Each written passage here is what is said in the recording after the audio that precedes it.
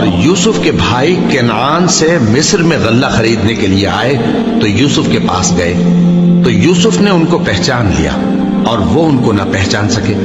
اور جب یوسف نے ان کے لیے ان کا سامان تیار کر دیا تو کہا کہ پھر آنا تو جو باپ کی طرف سے تمہارا ایک اور بھائی ہے اسے بھی میرے پاس لیتے آنا۔ کیا تم نہیں دیکھتے کہ میں ناپ بھی پوری دیتا ہوں اور مہمانداری بھی خوب کرتا ہوں؟ اب اگر تم اسے میرے پاس نہ لاؤ گے تو نہ تمہیں میرے ہاں سے غلہ ملے گا اور نہ تم میرے پاس ہی آ سکو گے۔ انہوں نے کہا کہ ہم اس کے بارے میں اس کے والد کو پھسلائیں گے اور ہم یہ کام کر کے رہیں گے۔ اور یوسف نے اپنے خدام سے کہا کہ ان کا سرمایہ یعنی غلے کی قیمت ان کے سامان میں رکھ دو۔ عجب نہیں کہ جب یہ اپنے اہل و عیال میں جائیں تو اسے پہچان لیں، اور عجب نہیں کہ یہ پھر یہاں آئے۔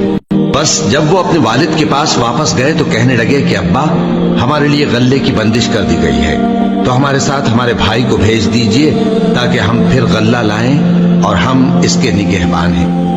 یعقوب نے کہا کہ میں اس کے بارے میں تمہارا اعتبار نہیں کرتا، مگر ویسا ہی جیسا پہلے اس کے بھائی کے بارے میں کیا تھا، سو اللہ ہی بہتر نگہبان ہے اور وہ سب سے زیادہ رحم کرنے والا ہے۔ اور جب انہوں نے اپنا اسباب کھولا تو دیکھا کہ ان کا سرمایہ واپس کر دیا گیا ہے۔ کہنے لگے، ابا ہمیں اور کیا چاہیے؟ دیکھیے یہ ہماری پونجی بھی ہمیں واپس کر دی گئی ہے اور ہم اپنے اہل و عیال کے لیے پھر غلہ لائیں گے اور اپنے بھائی کی نگہبانی کریں گے اور ایک بار شتر زیادہ لائیں گے کہ یہ غلہ جو ہم لائے ہیں تھوڑا ہے۔ یعقوب نے کہا کہ جب تک تم اللہ کا عہد نہ دو کہ اس کو میرے پاس صحیح و سالم لے آؤ گے، میں اسے ہرگز تمہارے ساتھ نہیں بھیجنے کا، مگر یہ کہ تم گھیر لیے جاؤ یعنی بے بس ہو جاؤ تو مجبوری ہے۔ بس جب انہوں نے والد کو اپنا قول دیا تو یعقوب نے کہا کہ جو قول و قرار ہم کر رہے ہیں اس کا اللہ ضامن ہے، اور فرمایا کہ اے میرے بیٹو، ایک ہی دروازے سے داخل نہ ہونا بلکہ جدا جدا دروازوں سے داخل ہونا، اور میں اللہ کی تقدیر کو تو تم سے روک نہیں سکتا۔ بے شک حکم اللہ ہی کا ہے، میں اسی پر بھروسہ رکھتا ہوں اور اہل توکل کو اسی پر بھروسہ رکھنا چاہیے۔ اور جب وہ ان مقامات سے داخل ہوئے جہاں سے داخل ہونے کے لیے ان کے والد نے ان سے کہا تھا تو وہ تدبیر اللہ کے حکم کو ذرا بھی ٹال نہیں سکتی تھی۔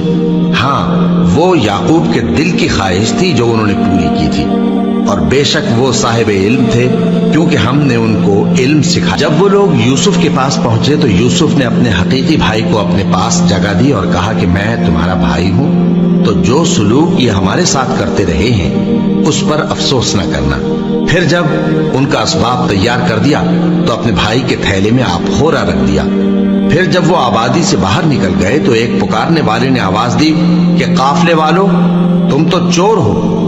وہ ان کی طرف متوجہ ہو کر کہنے لگے کہ تمہاری کیا چیز کھوئی گئی ہے؟ وہ بولے کہ بادشاہ کا کٹورا کھویا گیا ہے، اور جو شخص اس کو لے کے آئے اس کے لیے ایک بار شتر انعام، اور میں اس کا ضامن ہوں۔ وہ کہنے لگے کہ اللہ کی قسم، تم کو معلوم ہے کہ ہم اس ملک میں اس لیے نہیں آئے کہ خرابی کریں اور نہ ہم چوری کیا کرتے ہیں۔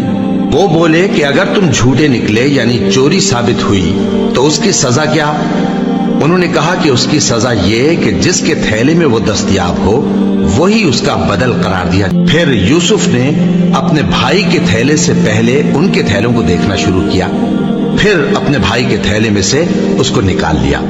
اس طرح ہم نے یوسف کے لیے تدبیر کی، ورنہ بادشاہ کے قانون کے مطابق وہ اپنے بھائی کو لے نہیں سکتے تھے، مگر یہ کہ اللہ چاہے۔ ہم جس کے چاہتے ہیں درجے بلند کرتے ہیں، اور ہر علم والے سے بڑھ کر ایک بڑا علم والا ہے۔ برادران یوسف نے کہا کہ اگر اس نے چوری کی ہو تو کچھ عجب نہیں کہ اس کے ایک بھائی نے بھی پہلے چوری کی تھی، مگر یوسف نے اس بات کو اپنے دل میں مخفی رکھا اور ان پر ظاہر نہ ہونے دیا، یعنی زیر لب کہا کہ تم بڑے برے ہو اور جو تم بیان کرتے ہو اللہ اسے خوب جانتا ہے۔ وہ کہنے لگے کہ اے عزیز، اس کے والد بہت بوڑھے ہیں اور اس سے بہت محبت رکھتے ہیں، تو اس کو چھوڑ دیجئے اور اس کی جگہ ہم میں سے کسی کو رکھ لیجئے، ہم دیکھتے ہیں کہ آپ احسان کرنے والے ہیں۔ یوسف نے کہا کہ اللہ